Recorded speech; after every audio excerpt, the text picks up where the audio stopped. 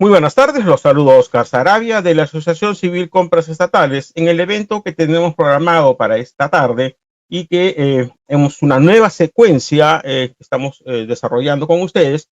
En esta tiene como título Licita Diálogos, que son secuencias que vamos a desarrollar con alguna frecuencia, con la participación de especialistas en una determinada materia.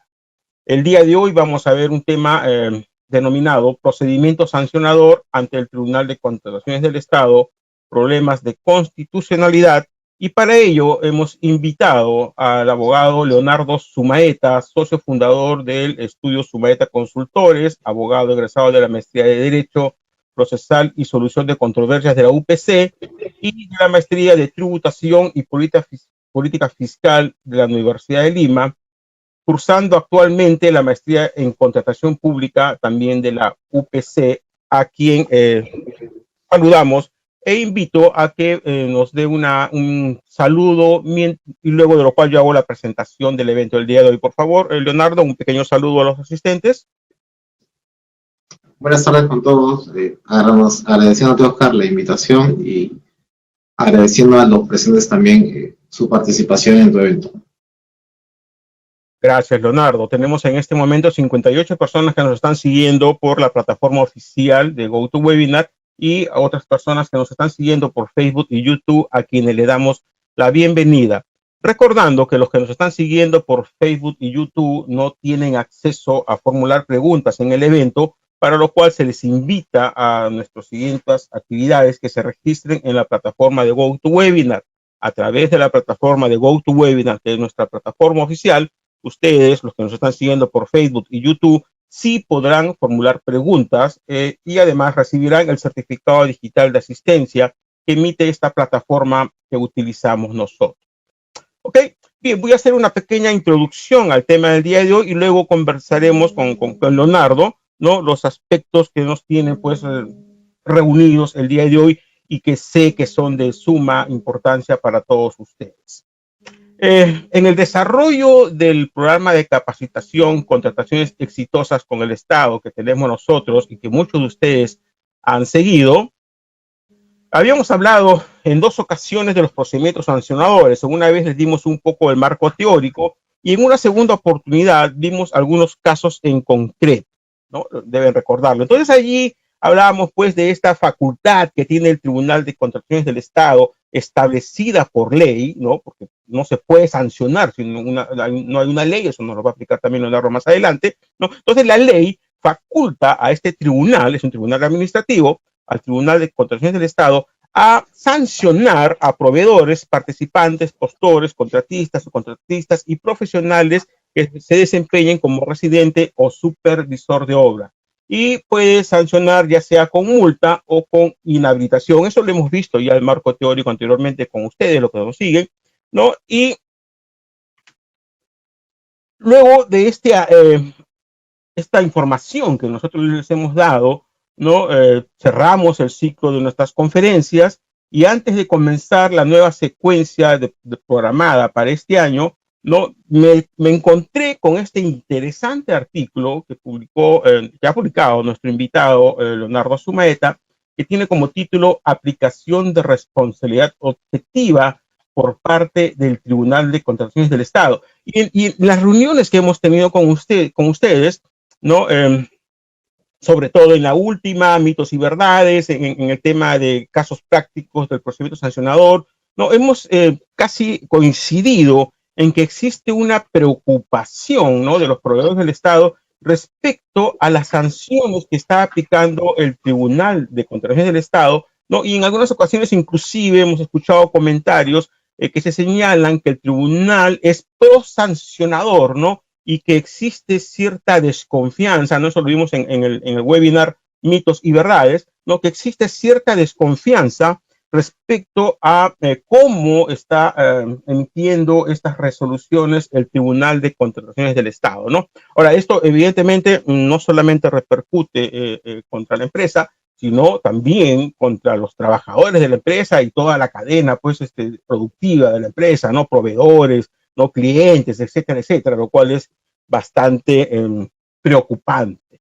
Entonces, yo me topé, les decía, con este artículo, lo leí y me pareció muy interesante. Inmediatamente lo leí, me conecté con nuestro invitado, Leonardo Sumaeta, ¿no? Tuvimos una pequeña conversación y lo invité para que él mismo, ¿no?, nos exponga qué ha querido decir con esto de la aplicación de la responsabilidad objetiva por parte del Tribunal de Contratación del Estado y por qué él inclusive luego de este título, ¿no?, nos dice es constitucional esta aplicación, lo cual ya resulta preocupante, ¿no? O sea, nos estaría dando a entender que el tribunal estaría actuando de manera inconstitucional, que es lo que quisiera, por favor, ahora sí le cedo la palabra a nuestro invitado, a Leonardo, para que nos aclare un poco qué es lo que contiene este artículo. Leonardo, por favor.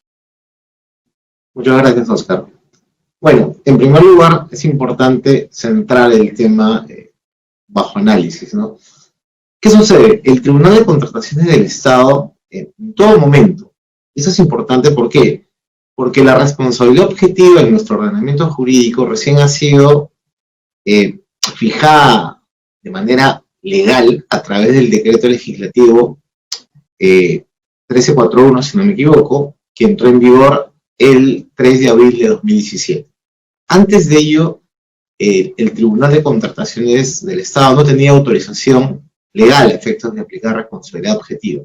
Sin embargo, lo hacía.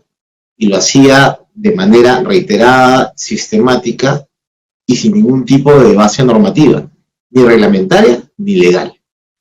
En ese sentido, tomando en consideración, y ese es un punto importante a tomar en consideración, que las sanciones, por ejemplo, las infracciones, mejor dicho, relacionadas a la presentación de documentación falsa, prescriben a los 7 años, no sería nada extraño de que existan escenarios donde todavía se aplique la norma del anterior, o sea, aquella que estuvo vigente antes de que se dotase de competencia al Tribunal de Contrataciones del Estado a efectos de aplicar responsabilidad objetiva, y en ese escenario habría que preguntarse también qué va a hacer el Tribunal de Contrataciones si se somete a su competencia un procedimiento sancionador bajo una norma que no le autorizaba aplicar responsabilidad objetiva.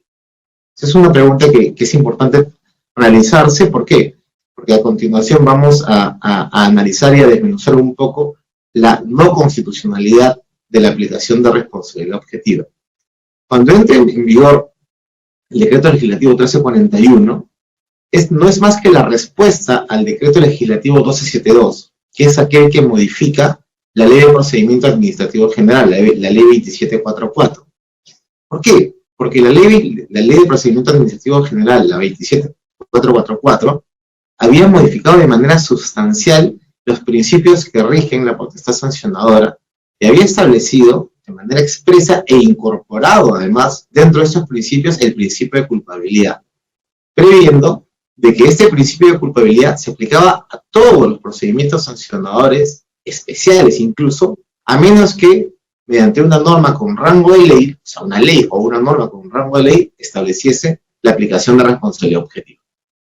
Es por ello de que frente a esta disposición legal, inmediatamente el OFE, a través del Ministerio de Economía y Finanzas, realiza sus gestiones y pocos meses después se emite la norma, el decreto legislativo 1341, a efectos de justamente compensar esto, ¿no? Porque esa habilitación legal, entre comillas, facultaba la aplicación de responsabilidad.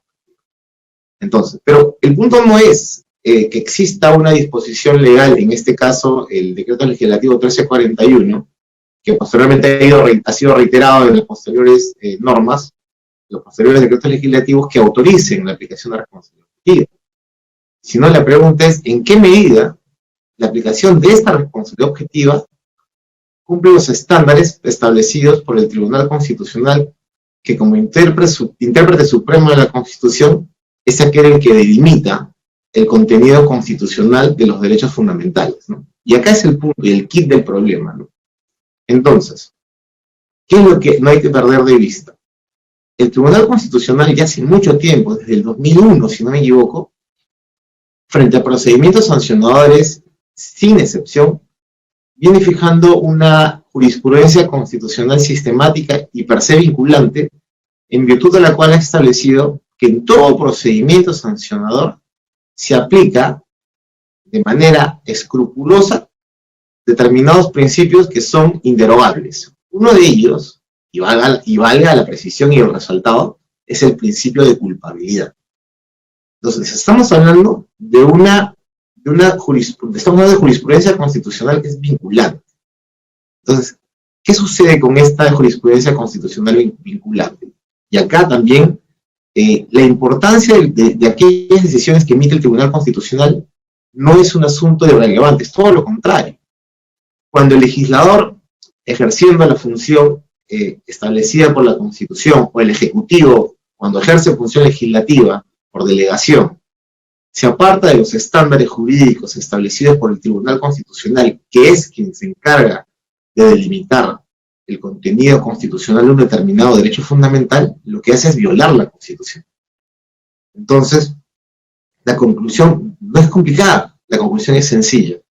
Las normas legales, en este caso los decretos legislativos que han establecido la posibilidad de aplicar responsabilidad objetiva en el marco de la Ley de Contrataciones del Estado para establecer y determinar si existe responsabilidad administrativa por la comisión de infracciones, sencillamente es inconstitucional.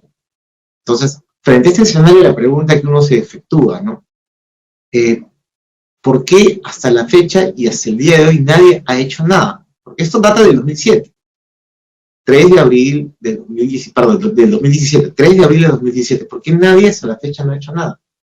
O sea, en realidad, yo considero, como te comenté, Oscar, en la anterior conversación, que desde un inicio se debe interponer la demanda de inconstitucionalidad directamente ante el Tribunal Constitucional, solicitando la expulsión de esta norma del ordenamiento jurídico, justamente por contravenir lo que establece la Constitución. Y sí, lo establece la Constitución. ¿Por qué? Porque la Constitución, dado su bajo nivel su alto nivel de abstracción, porque la Constitución establece derechos de manera abstracta, quien lo va delimitando, va llenando su contenido, es el legislador a través de normas de desarrollo, y a su vez el Tribunal Constitucional mediante sus sentencias. Entonces, es el tribunal y el legislador quien van llenando y delimitando el contenido de los derechos. Y ese contenido es irreductible, es intocable y es esencial.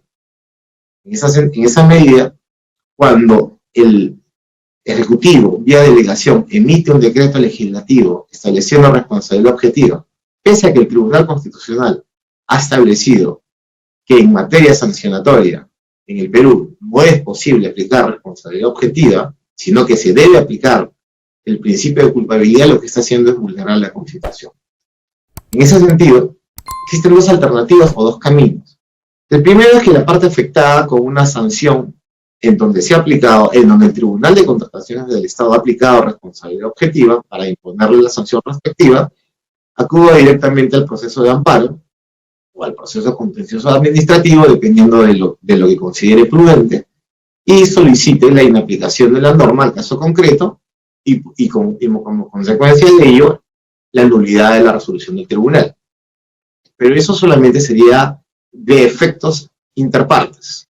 Entonces, digamos que sería simplemente apagar un pequeño incendio, pero el incendio forestal se mantendría y sería una situación que seguiría devastando a la sociedad, porque no olvidemos que las empresas y las personas que contratan del Estado involucran un gran porcentaje de Producto Bruto Interno. Y eso es algo que la gente y fundamentalmente los funcionarios públicos no analizan, no interiorizan, ¿no?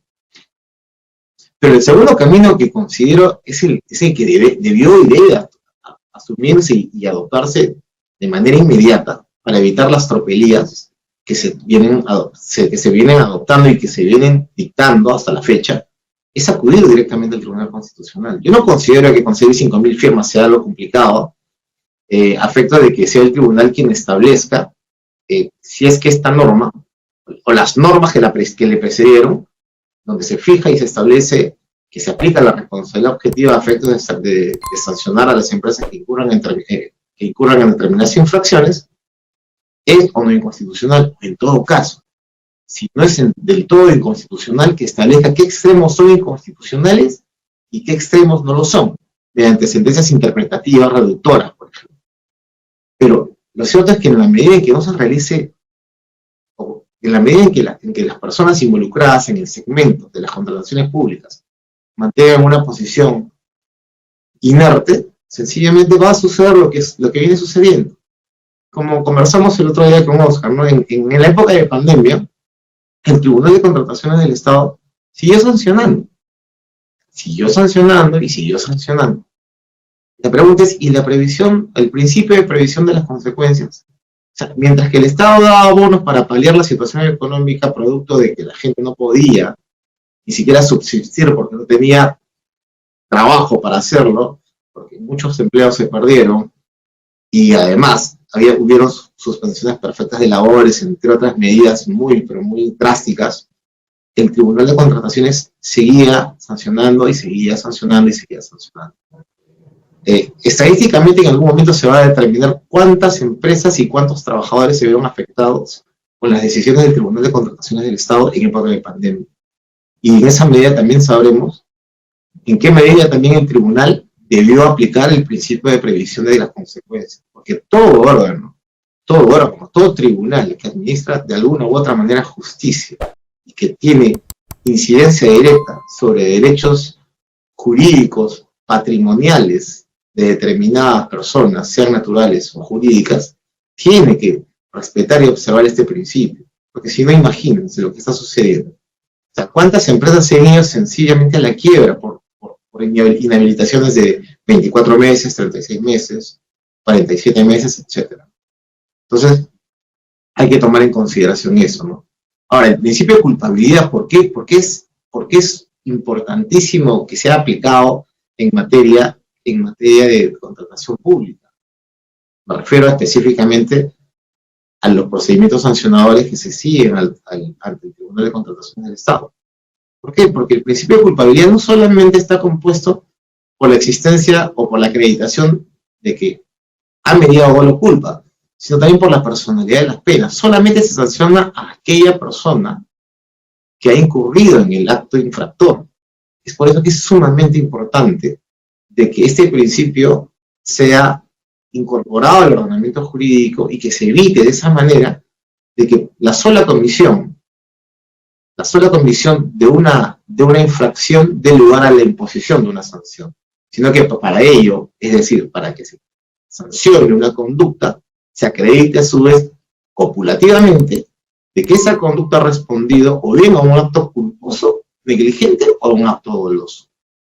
Entonces, esas son las razones que someramente se han descrito en el artículo. Ahora, lógicamente, se han ampliado un poco más en esta breve exposición, Oscar, y en todo caso, ya no a absolver cualquier pregunta sobre el particular. A ver, yo tengo una. Ahora, esto no es que sea algo que el Tribunal de Contrataciones está haciendo mal, porque ellos tienen que ceñirse a lo que está establecido en una norma, en este caso la ley y el reglamento, o es que también el tribunal está actuando indebidamente. En realidad ellos se rigen por el principio de legalidad, ¿verdad? El Tribunal de Contrataciones del Estado, eso está claro. Pero la pregunta también, uno tiene que, no debe olvidar de que la Constitución tiene una incidencia vertical y a la vez horizontal. Es decir, tiene doble eficacia. La eficacia de los derechos fundamentales es vertical, para arriba, y también de manera horizontal. En ese sentido, desde mi punto de vista muy personal, considero de que frente a situaciones de esta naturaleza, bien se pudo adoptar, me refiero al tema de la pandemia, específicamente, bien pudo adoptar el Tribunal de Contrataciones un acuerdo de sala plena y poner orden a efectos de evitar justamente situaciones como las que les comenté hace un momento, ¿no? Previsión de consecuencias, ¿no? O sea, no dañar más a los que ya estaban dañados. Entonces, eso hubiese sido una decisión orgánica de un tribunal que se preocupa justamente por las personas y por los ciudadanos de su país, ¿no? Entonces, ese es el gran problema. O sea, no puedes aplicar la ley porque simplemente existe la ley. Tiene que haber una previsión de consecuencias. Entonces, desafortunadamente, los funcionarios públicos, nuestros funcionarios públicos, viven enfocados y viven creyendo de que seguimos en un estado legal de derecho, cuando en realidad vivimos en un estado constitucional de derecho. Y hay una diferencia gigantesca entre uno y otro concepto. Entonces, y la más grande diferencia es de que debe primar no el principio de legalidad, sino la constitución del derecho frente a la legalidad de las decisiones. Ahora, ¿no crees tú que, a ver, con un acuerdo de sala plena hubiera sido suficiente o mejor que el gobierno, así como emitió varios decretos de urgencia, ¿no? Que inclusive suprimieron la elevación de observaciones, suprimieron las apelaciones? El mismo gobierno, a través de un decreto de urgencia, no debió de repente suspender o flexibilizar un poco este marco sancionador del tribunal. Todos sabemos de que el Tribunal de LOCE, el Tribunal de Contrataciones y todos los órganos de línea de LOCE en sí tienen en relación y constante comunicación, son vasos comunicantes del MEF. Entonces, ellos se comunican directamente con el gobierno, con el Ejecutivo, son parte del Ejecutivo, es más. Entonces, lógicamente, de que lo adecuado hubiese sido de que se adopte un decreto de urgencia en aras de viabilizar la suspensión de los procedimientos sancionadores, justamente por esta situación que hasta la fecha azota y asola a todos. Sin embargo, nada de eso se adoptó, ninguna decisión se materializó y hasta el día de hoy se sigue sancionando, a pesar de que las empresas siguen quebrando. Entonces, si se perdieron más de 1 millón de empleos en plena pandemia en el 2020, le preguntas cuántas empresas siguen quebrando y cuántos trabajos se siguen perdiendo. Entonces, y todo eso redunda en la inversión privada y en toda la actividad económica. Entonces, hay una consecuencia en eslabón y en cadena que desafortunadamente tiene una irradia en nuestra economía y también tiene un efecto desalentador para la inversión privada extranjera, porque en un país donde no es un avance económico, digamos, consistente, desafortunadamente la gente no quiere invertir. Lógico.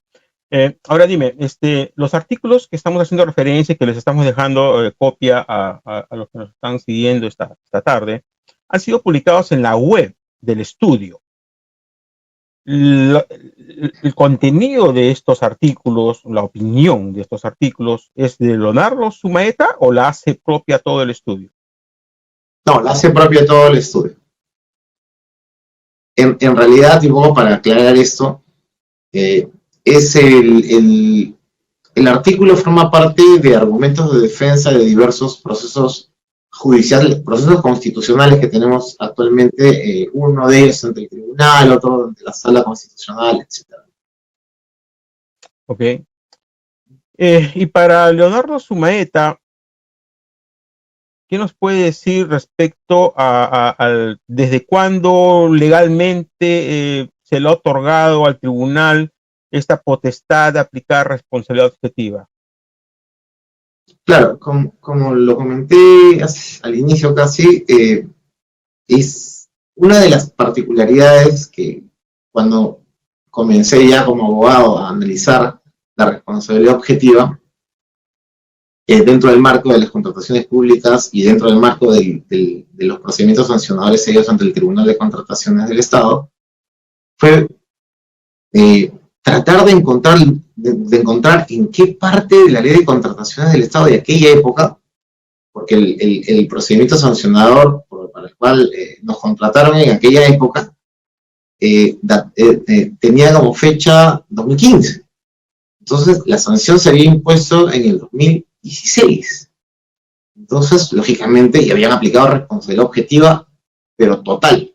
Es más, lo decía claramente la resolución, a la cual no haré mención porque es un proceso que se encuentra en pleno trámite ante el Tribunal Constitucional, decía textualmente de que se ha verificado la conducta, se subsume dentro del tipo infractor, siendo innecesaria la verificación de cualquier tipo subjetivo.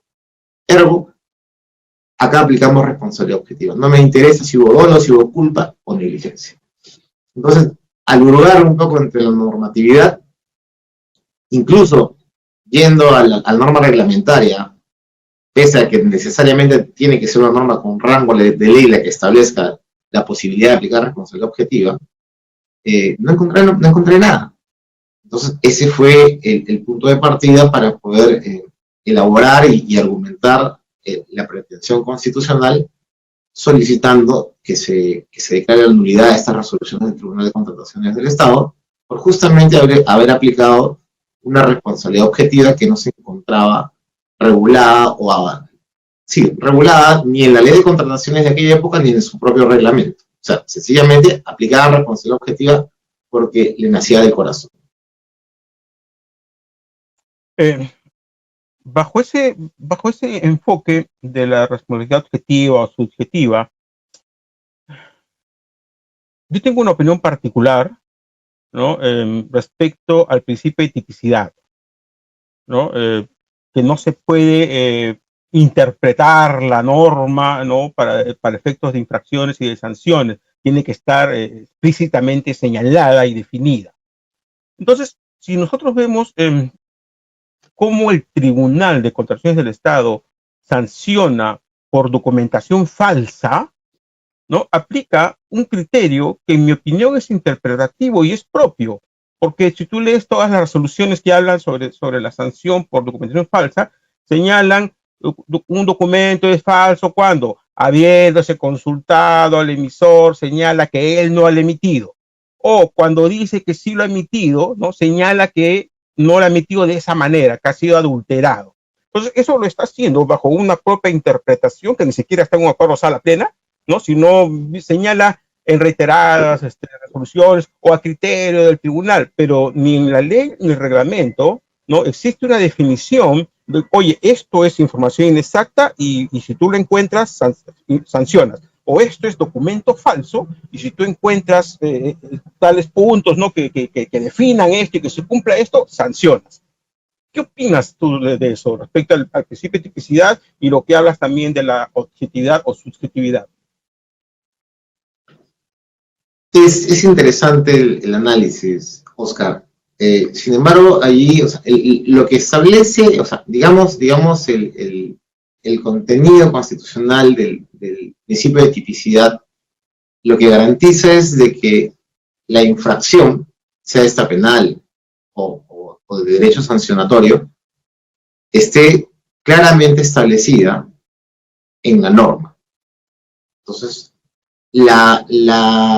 si uno analiza la redacción de la infracción establecida en el artículo 51, uno se puede percatar que efectivamente sí se precisa bien y de manera clara de que la presentación de documentación falsa dará lugar a la imposición de determinada sanción.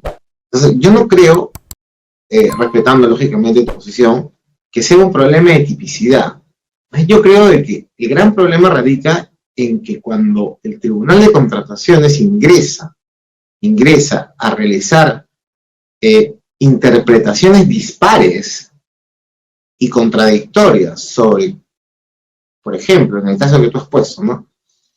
En un caso, respecto a un procedimiento sancionador, emite una resolución y dice, bueno, el emisor primero dijo de que el documento era verdadero.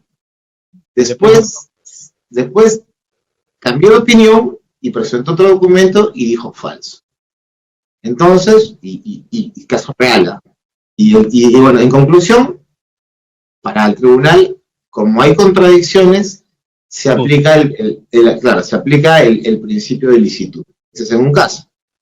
Y luego, en otro caso, sucede exactamente lo mismo, pero frente a otro procedimiento sancionador y frente a otro administrado. Dice. Este señor, el emisor, dice que el documento es falso, luego se ratifica, dice que es verdadero y luego dice que es falso. Entonces dice, pero como, y la misma sala, ojo, la misma sala, los mismos integrantes, dice. Y es más, con una distancia de 2 meses, entre la primera y la segunda, dice. Pero como el que emitió la resolución 2 veces dijo de que era falso, para mí pesa más las 2 veces que dijo que era falso que la una que dijo que era verdadero. Entonces, yo creo que el problema radica ahí en la vulneración del derecho fundamental en la igualdad y la aplicación de la ley. ¿Por qué? Porque no puedes aplicar la ley En el primer caso de una manera y en el segundo caso de otra. ¿Por qué? Porque son situaciones idénticas. Entonces, frente a situaciones idénticas tienes que aplicar el mismo criterio. Entonces, el tema de la tipificación de la infracción está bien, digamos, está claramente realizado. Desafortunadamente, el problema viene de las personas. En el momento en que tienen que aplicar la sanción, no sabemos por qué razón incurren en estas, ¿cómo decir?, patologías argumentativas, que es lo que generan esto, ¿no? Inseguridad. O sea, que la predictibilidad haga agua. Entonces, no debería suceder eso, ¿no? Entonces, y ese es un gran problema, porque, por ejemplo, una sala dice una cosa y la otra dice otra. Entonces, eso debería motivar la necesaria intervención de la sala plena para unificar criterios, lo cual no sucede normalmente, ¿verdad? Entonces, a pesar que existe una obligación en la misma norma que señala que semestralmente deberán revisar y emitir acuerdo de sala plena. Yo una vez le pedí al tribunal que me envíe sus informes de sus revisiones semestrales y ya te cuento lo que me enviaron. No, y si te percatas también lo que sucedió fue algo muy parecido con el tema de la promesa formal de consorcio, ¿verdad? Unos decían de que la promesa formal de consorcio servía para individualizar la responsabilidad del infractor cuando, por ejemplo, en la promesa formal se consignaba que uno de los consorciados era el encargado de elaborar la propuesta técnica y para otro grupo no bastaba con eso. Tenía que decirse punto por punto, él tiene que decir que va a presentar el documento tal, y así sale el acuerdo de sala plena. En realidad, si es un formato de una cara, o mejor dicho, de una página, entonces, ¿en qué espacio va a ingresar toda la elaboración de la promesa formal del consorcio con todas esas particularidades? En ninguna parte. Entonces, es inacabable la situación. Claro, y primero la normativa decía que también se podría aceptar otro documento de fecha cierta y lo eliminaron, sí. Porque con ese otro documento de fecha cierta sí se podría acreditar esa condición de individualización, ¿no? No, y además, otra cosa, mira, si tú revisas la ley, si revisamos la ley dice claramente de que en el caso de los consorcios, solamente responde el consorciado que ha incurrido en la infracción.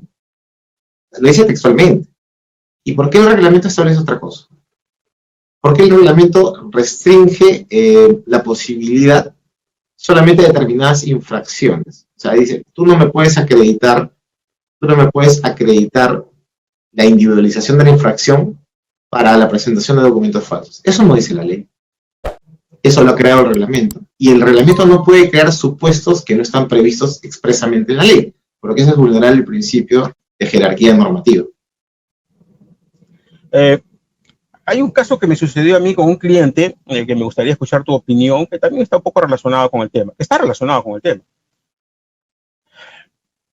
Para que se configure la infracción de presentación de información falsa o documento falso, tiene que cumplirse por lo menos dos supuestos, ¿no? Primero, que efectivamente haya sido presentado por el infractor, y segundo, ¿no?, que se acredite, pues, según el criterio del tribunal, que es inexacto, que es falso.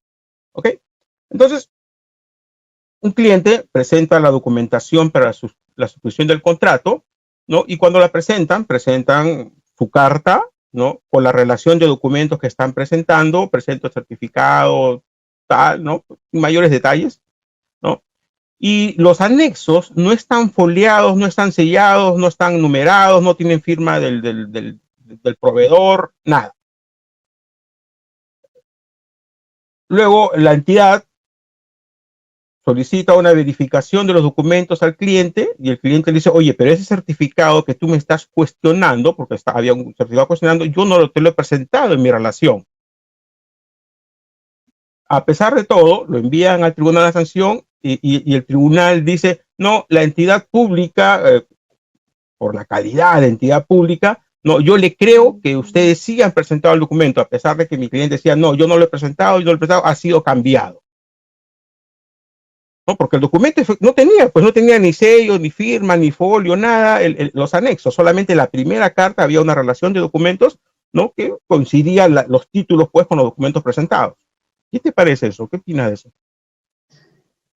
Desafortunadamente, ahí hubo falta de diligencia de parte de tu cliente por no foliar los documentos, y hubo lógicamente un abuso total de los funcionarios públicos del caso. Ahí, bueno, he escuchado también supuestos y casos parecidos. Hay proveedores que tienen desafortunadamente la mala suerte de contar no siempre con el cariño y la aquiescencia de funcionarios públicos. Lógicamente esto, por llamarlo vulgarmente, lo han sembrado al cliente para hacerle daño, ¿no? Entonces, si el cliente dice, si el administrado asegura de que él no ha presentado el documento, debería estar protegido, avalado por la presunción de veracidad. Y la misma presunción debería ser, para ser quebrantada o quebrada, debería ser objeto de acreditación. Entonces, y no es un argumento sostenible el simple hecho de que se alegue de que le creo a ellos porque son entidad pública. Eso es un argumento falaz, ¿no? Que no resiste mayor análisis. Eso no es motivación. Coincido contigo totalmente, pero bueno. Otro tema, ustedes publicaron otro artículo, un segundo artículo. Vamos a ver cuál era el título. De la caducidad, creo que es, ¿no es cierto? Sí. La aplicación de la caducidad administrativa prevista en el artículo 259 del texto único ordenado de la Ley del Procedimiento Administrativo General. ¿Nos puedes explicar a qué te refieres con eso? Porque de repente para algunos nos puede sonar, recuerda que yo no soy abogado, yo soy administrador de empresas, ¿no? Y muchos de los que nos están siguiendo seguramente que tampoco son abogados, pero nos gustaría, por favor, que nos expliques a qué se refiere esto de la caducidad que está prevista en la Ley del Procedimiento Administrativo General y que, sin embargo, a través del numeral 264.3 del reglamento, no se señala que los procedimientos sancionadores no están sujetos a esta caducidad. Claro que sí. Un primer punto que es necesario precisar, ¿no? La Ley de Procedimiento Administrativo General, en su artículo segundo, y es importante, o sea, no perder de vista esto. O sea, cuando se modifica la Ley de Procedimiento Administrativo General a través del Decreto Legislativo 1272, o sea, cambia, muta la esencia misma de los procedimientos administrativos, ¿no? Por ejemplo, antes de este Decreto Legislativo 1272, la Ley de Procedimiento Administrativo General era una norma supletoria. O sea, digamos, era una norma que se empleaba frente a un supuesto de vacíos o defectos en las normas especiales. Es que lo que normalmente sucede frente a normas generales, ¿no? Sin embargo, cuando el doctor Danós, el doctor Morón Urbina, que son, digamos, los principales impulsores y los miembros de la comisión que dieron esta norma, que es realmente importante, gestan la modificación desde la ley 27444, establecen el cambio de concepción de la Ley de Procedimiento Administrativo General. Ya no es más una norma supletoria, se vuelve una norma imperativa y una norma que irradia a todos los procedimientos especiales. ¿Qué quiere decir esto? Lo que quiere decir es que no es nunca más una norma que va a ser aplicada para llenar vacíos. Por el contrario, es una norma que se va a aplicar por encima incluso de aquellas normas especiales. Y miren, es tan importante esto que incluso establece esta norma, la 27444, modificada por el Decreto Legislativo de 1272, que ninguna norma especial es una norma de orden público, que ninguna norma especial puede otorgar menos garantías que las que otorga la Ley de Procedimiento Administrativo General. Esa es la premisa fundamental. Es fundamental. A eso hay que sumarle de que esta ley, la 27444, es una norma que forma parte del bloque de constitucionalidad. Y sobre esto me quiero detener un segundo. ¿Qué es el bloque de constitucionalidad? El bloque de constitucionalidad está compuesto por aquellas normas de desarrollo constitucional que justamente van llenando el contenido y delimitando el contenido constitucional de los derechos fundamentales. Como lo comenté al inicio, los derechos constitucionales, que nosotros llamamos fundamentales, no están exhaustivamente desarrollados en la Constitución. O sea, si ustedes por ejemplo, un ejemplo muy sencillo, ¿no? Toda persona tiene derecho, por ejemplo, a la salud, ¿no? O sea, es una descripción muy genérica, ¿no? Pero, ¿quién delimita? ¿Cómo se delimita ese derecho fundamental? A través de la Ley General de Salud. En cuanto a la Ley de Contrataciones del Estado, por ejemplo, el artículo 76 establece que las contratas y las adquisiciones de bienes y servicios y obras se hace a través de, justamente, mejor dicho, la adquisición de bienes, servicios y contratas se realiza a través de adquisiciones públicas, ¿no? Y esto se realiza también, se regula a través de la ley. ¿Y cuál es la norma de desarrollo constitucional? La Ley de Contrataciones del Estado.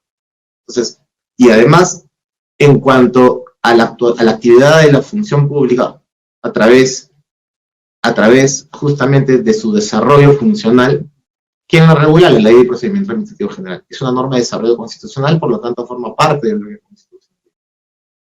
Entonces, ¿qué es lo que sucede? Lo que sucede es de que la propia norma establece de que, ya yéndonos al capítulo, directamente al capítulo de procedimientos administrativos sancionadores de la Ley de Procedimiento Administrativo General.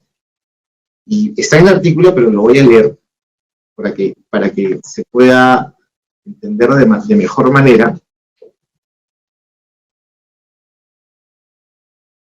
Establece las disposiciones contenidas en el presente capítulo, estamos hablando del capítulo relacionado a procedimientos sancionadores en la LPAG, se aplican con carácter supletorio a todos los procedimientos establecidos en leyes especiales, incluyendo los tributarios, los que deben observar necesariamente los principios de la potestad sancionadora administrativa, a los que refiere el artículo 248, así como la estructura y garantías previstas para el procedimiento administrativo sancionador.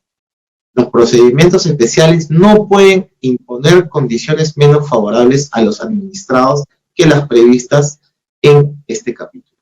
Entonces, en este capítulo, justamente está regulada la excepción, mejor dicho, la caducidad del procedimiento sancionador. Estamos hablando, seguimos en la Ley de Procedimiento Administrativo General. Entonces, es una de las garantías que la Ley de Procedimiento Administrativo General establece a favor de los administrados.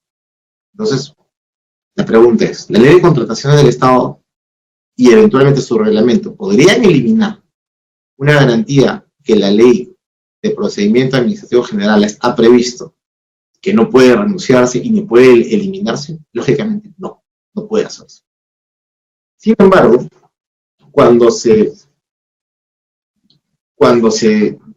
dicta y se publica el decreto legislativo, el decreto supremo 344 del 2018, es decir, el reglamento actual de la Ley de Contrataciones del Estado, en el artículo 264.3, el numeral 264.3, textualmente se establece de que no se aplican los supuestos de caducidad previstos en el artículo 257 del TUO de la Ley 27444. Es decir, se eliminó del procedimiento administrativo sancionador seguido ante el Tribunal de Contrataciones del Estado la posibilidad de solicitar la caducidad del procedimiento sancionador. En buena cuenta, el Tribunal de Contrataciones del Estado se puede demorar 5 años, si le gusta, y nadie puede decir nada. No podemos plantear la caducidad del procedimiento sancionador. Eso es gravísimo. Es sumamente grave. Entonces, ¿cuál es el problema de constitucionalidad? Porque ese es el tema. La caducidad está sumamente ligada a un derecho fundamental implícito. Derecho fundamental implícito del debido procedimiento administrativo. Nos referimos al plazo razonable. ¿Y el plazo razonable qué es? Que lógicamente un administrado no puede estar sujeto de manera infinita, por llamarlo de alguna manera, a la decisión que la administración pública debe dar a una situación que directamente atañe a su situación personal. Entonces, cuando esta norma elimina la posibilidad de plantear o de formular la solicitud de caducidad del procedimiento sancionador, elimina también una de las garantías irrenunciables e inquebrantables previstas en la Ley de Procedimientos Administrativos General, vulnerando una norma del bloque de constitucionalidad y habilitando que cualquiera de nosotros solicitemos la inconstitucionalidad de esta norma reglamentaria, o incluso hasta una acción popular, dependiendo de cómo se quiere enfocar, y que sea expulsada del ordenamiento jurídico. Y un aspecto importante también. La Ley de Procedimientos Administrativos General es la que establece la caducidad del procedimiento sancionador. La ley. ¿Y qué norma, dentro del principio de la jerarquía normativa, situemos? ¿Qué norma es la que establece, la extirpa de la Ley de Contratación del Estado, o mejor dicho? Exactamente. ¿Qué norma es la que le extirpa del procedimiento el procedimiento sancionador seguido del Tribunal de Contratación del Estado? Un decreto supremo, es decir, el reglamento de la Ley de Contratación del Estado. ¿Qué quiere decir esto? De que nos encontramos frente a una norma que quiebra el principio de jerarquía normativa. O sea, desde allí, la inconstitucionalidad de la norma es patente. Entonces, estamos frente a un problema de constitucionalidad total. Entonces, ¿por qué yo creo de que también en ese escenario es sumamente necesario de que se adopten medidas? ¿Por qué? Porque es una garantía que tenemos todos nosotros para poder evitar de que nos encontremos sujetos a procedimientos sancionadores interminables que desgastan.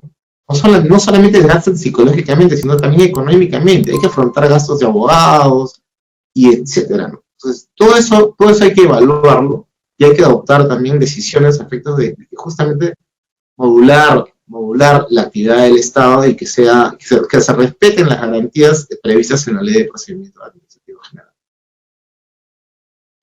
¿No sería lo mismo lo que viene sucediendo con la prescripción? Porque la normativa de prescripción nos dice, no, oye, para las infracciones a los 3 años, salvo la de falsos 7 años, ¿no? Y hay el numeral 262.2 que nos habla de la suspensión del plazo de prescripción, ¿no? Que nos dice con la interposición de la denuncia y hasta el vencimiento del plazo con que cuenta para emitir la resolución. Pero esos plazos no resultan ser ciertos, ¿no? Porque el tribunal tiene 3 meses para emitir la resolución, o la sala tiene 3 meses para emitir su resolución después que ha sido enviado a la sala, ¿no? Cuando el expediente llega a la sala, desde ahí se computan los 3 meses para que se emita la resolución. Oye, pero nunca llega a sala, pues, o si no, mira, te voy a enseñar, no que lo has visto, o si no, sencillamente, la sala deja sin efecto la remisión. Mira en la pantalla, ¿no? Este procedimiento, la denuncia entró en el año 2018, hasta 2021 no se hizo nada, pero como ya entró la denuncia, se suspendió el plazo de prescripción, porque ya estaba interpuesta la denuncia, ¿no? Y de ahí, en el año 2021, en agosto, se remitió a sala. Y en noviembre, o sea, ya cuando vencían los 3 meses para que se emita la resolución, justo el mismo día, ¿no? Cuando se vencía el plazo, ¿no? De los 3 meses para que se emita la resolución, dejo sin efecto mi remisión a sala. Y de ahí no hay más actuaciones. ¿Qué opinas? Sí, pues. Sí, mira, es importante lo que mencionas. Justamente estaba, sobre este punto también cuando me preguntaste si podía hablar sobre este tema, me puse a investigar un poco, voy a escribir sobre eso también. El artículo 252, primero partamos de la misma premisa, ¿no? De que la Ley de Procedimientos Administrativos General, luego del Decreto Legislativo 1272, es una norma cuyas garantías no pueden ser restringidas ni eliminadas por ninguna norma especial, ergo, por la Ley de Contratación del Estado ni su reglamento. Esto es importantísimo. El artículo 251 de la Ley de Procedimiento Administrativo General, ¿qué establece? La facultad de la autoridad para determinar la existencia de infracciones administrativas prescribe en el plazo que establezcan las leyes especiales. Ahí no hay problema. 3 años para todas las infracciones y 7 años para la documentación falsa. No hay ningún problema. El 2522. El cómputo del plazo de prescripción de la facultad para determinar la existencia de infracciones comenzará a partir del día siguiente irrelevante. El cómputo del plazo de prescripción solo se suspende con la iniciación del procedimiento sancionador a través de la notificación al administrado de los hechos constitutivos de la infracción que le sean imputados a título de cargo, de acuerdo a lo establecido en el artículo 255. Dicho cómputo deberá reanudarse inmediatamente si el trámite del procedimiento sancionador se mantuviese paralizado por más de 25 días hábiles. Mira, 25 días hábiles, ¿ya? Por causas no imputables al administrado. En este punto, por ejemplo, debería ser, porque dice 25 días hábiles, no por más, dice, se mantuviera por más. Dicho deberá reanudarse inmediatamente si el trámite, esa es una norma imperativa. Esta norma no debería ser modificada ni tocada por la ley de contrataciones, específicamente por su reglamento. Pero el tribunal tiene 3 meses, ¿verdad? Ya. 3 meses, llegó a sala, pero antes y luego lo eliminan y la suspensión pues nunca se da, ¿no? Pero viene el siguiente. A lo mejor dicho, la suspensión. Claro, pero si te das cuenta, o sea, lo que está clarísimo es de que a lo más tienes 25 días. Entonces, ¿qué quiere decir esto? De que esta norma que está en el reglamento de la ley de contrataciones del Estado sigue la misma lógica, el hilo argumentativo de lo que hemos hablado de la caducidad, del procedimiento sancionador. O sea, porque a lo más puede estar paralizado por 25 días. Entonces, en este caso, en el caso de la prescripción, no podría suceder algo distinto, porque la norma es una garantía para el administrado. Entonces, desafortunadamente, cuando la ley de contrataciones del Estado y su reglamento se cinden, porque eso es lo que hace, se cinden de la ley de procedimientos administrativos general, y es más, tienen una disposición transitoria, si no me equivoco, que establecen de que la ley y el reglamento priman frente a la ley de procedimientos administrativos general, lo que hacen es ignorar y desconocer la categoría de norma madre que tiene la ley de procedimientos administrativos general respecto a la ley de contratación del Estado. Y ese es un gran problema. Y ese es un aspecto que también es un problema de constitucionalidad, porque al desconocer la naturaleza de norma que emerge y que se irradia a todo el ordenamiento jurídico en materia de derecho público, la ley de contrataciones y su reglamento, en cuanto regula la prescripción y fundamentalmente los supuestos de suspensión del plazo prescriptorio, incurren en la vulneración del contenido constitucionalmente del plazo razonable.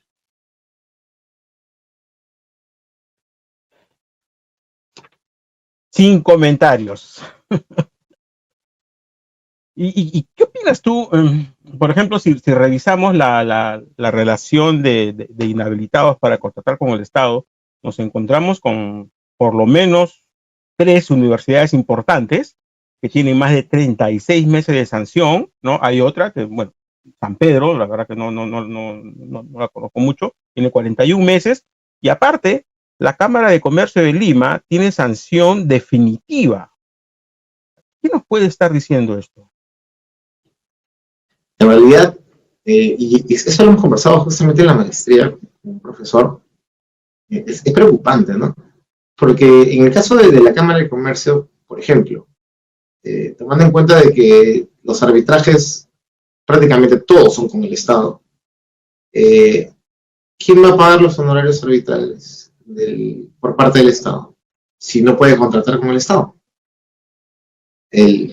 Cuando, por ejemplo, si existe una controversia entre el consorcio X y Provías Nacional, entonces cuando le toque cancelar los honorarios a Provías Nacional, sabemos de que el contrato no requiere la existencia de un documento, basta con que exista prestación, en este caso la prestación del centro de arbitraje de la Cámara de Comercio, justamente administrar el arbitraje, la contraprestación de parte del Provías es el pago de los honorarios del centro de arbitraje. Entonces, estamos hablando de los elementos constitutivos del contrato. Entonces, ¿qué van a pasar con todos aquellos convenios arbitrales que han establecido como único centro de arbitraje institucional a la Cámara de Comercio de Lima? O sea, es una situación compleja en realidad. Ahora, en cuanto a los demás, en realidad yo creo de que habría que analizar caso por caso y evaluar cuáles son las razones preponderantes para la imposición de todas estas sanciones. No he tenido la oportunidad de leer todas las resoluciones, solamente algunas de las que me comentas, pero he visto de que en varias de ellas prima mucho el tema de la responsabilidad objetiva. Entonces, siempre digamos que el talón de Aquiles de los sancionados siempre pasa por el tamiz de la responsabilidad objetiva. Y bueno, y leyendo a diversas personas de diversos juristas nacionales, todos, o un gran número de ellos están totalmente convencidos de que eso se tenía que acabar. Desafortunadamente nadie toma, repito, nadie toma medidas al respecto y eso es lo que hay que corregir, me parece, y de manera inmediata. El proyecto de ley que se publicó el año pasado, creo que fue en el gobierno de Sagasti, ¿no? Establecía que la primera sanción iba a ser una multa, ¿no? Y luego ya si volvías a incurrir en la misma sanción, recién te iban a inhabilitar, no como ahora que te inhabilitan de frente, ¿no? Bueno, salvo en algunos casos que también hay multa, ¿no? Información inexacta, falso, todo iba a ser multa. Eso es lo que establecía el proyecto de ley que se publicó hace algunos meses, ¿no? Ahora, eso implicaría que si se da esto, esta ley, tal como estaba diseñada, ¿no? Uno podría acogerse pues a la retroactividad benigna. ¿Es correcto esto? Sí, claro, la retroactividad benigna aplica incluso en la etapa de ejecución de la sanción. Ahora, la probabilidad de que se apruebe una norma con esos estándares morales, matísticos, es bajo, ¿no? En realidad yo creo de que incluso quieren darle competencia al Poder Judicial, están peleando por ello, ¿no? O sea, quieren darle competencia judicial en materia de arbitraje, me refiero, en materia de controversias arbitrales, que sea tanto de arbitraje como judicial. O sea, quieren desnaturalizar la esencia de las controversias en materia de contrataciones públicas, lo cual es un error. También me parece que había un proyecto para poner sanciones más leves a las micro y pequeñas empresas. En mi opinión particular, no sería lo correcto, ¿no? Porque estás premiando a alguien que está cometiendo una infracción. O sea, no sé, ¿cuál es tu opinión? En realidad no he leído sobre ese proyecto, pero un proyecto de esa naturaleza sencillamente sería vulnerar el derecho fundamental que la igualdad en la aplicación en la ley. Trato justo y igualitario. De igualdad ante la ley. O sea, todos somos iguales ante los ojos de Dios y ante la ley. Entonces tú no puedes hacer distinción. Que tengas menos facturación que otro no implica de que si incurres en una determinada infracción debas merecer un trato distinto. Ahora, he estado viendo, porque yo reviso las resoluciones del tribunal que van saliendo, ¿no? Y en los últimos tiempos, no voy a mencionar el nombre de la empresa, pero estoy viendo de una empresa que muy recurrentemente deben haber por lo menos 50 o más resoluciones del Tribunal de Contrataciones del Estado por resolución de la orden de compra, ¿no? Donde el tribunal declara no al lugar bajo responsabilidad de la entidad, porque la entidad no remite, ¿no?, los documentos que acreditan que el proveedor ha recibido la orden de compra, ¿no?, y por lo tanto no la ha ejecutado. Una empresa muy favorecida, ¿no? Más de 50 resoluciones no al lugar. ¿Por qué? Porque la entidad no cumplió con su obligación de remitir los actuados al tribunal que acreditan la infracción que supuestamente esa misma entidad es la que ha denunciado. ¿Qué opinión te merece eso? No, bueno, afortunadísimos, ¿no? Porque en realidad digamos, la actividad oficiosa que exterioriza normalmente el Tribunal de Contrataciones del Estado realmente es sorprendente en casi todos los casos. Incluso disponen pericias de oficio, asumen posiciones que normalmente no deberían asumir en pos de resolver la controversia de la manera más justa, entre comillas.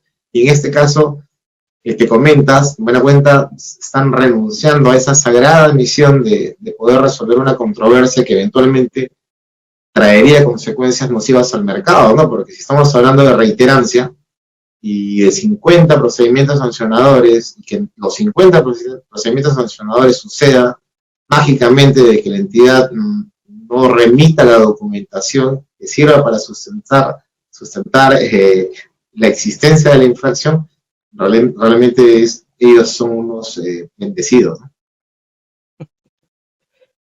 Muy bien, yo no tengo más preguntas. No sé si los que nos están siguiendo tienen alguna pregunta. Por favor, los que quieran hacer alguna pregunta y tengan el micrófono en su dispositivo, levanten la mano, habiliten el micrófono para darle pase y puedan hacerle las preguntas a nuestro invitado, el abogado Leonardo Sumaeta. Estimados amigos, a ustedes muchas gracias por su participación. En pantalla nuestros datos de contacto, ya se los hemos compartido varias veces. Recordándoles que la próxima semana regresamos a los jueves de 6 a 7:30, y vamos a hacer la presentación del programa de capacitación Contrataciones Exitosas con el Estado en la edición 2022. ¿Sí? Están todos cordialmente invitados, y no se olviden los que nos están siguiendo por Facebook y YouTube, que si desean recibir el certificado de asistencia y hacer preguntas, tienen que registrarse en la plataforma oficial de GoToWebinar. Muy buenas noches a todos ustedes. Hasta una próxima oportunidad. Que tengan un buen fin de semana. Nuevamente, Leonardo, muchas gracias. ¿Okay? Gracias a ti, Oscar.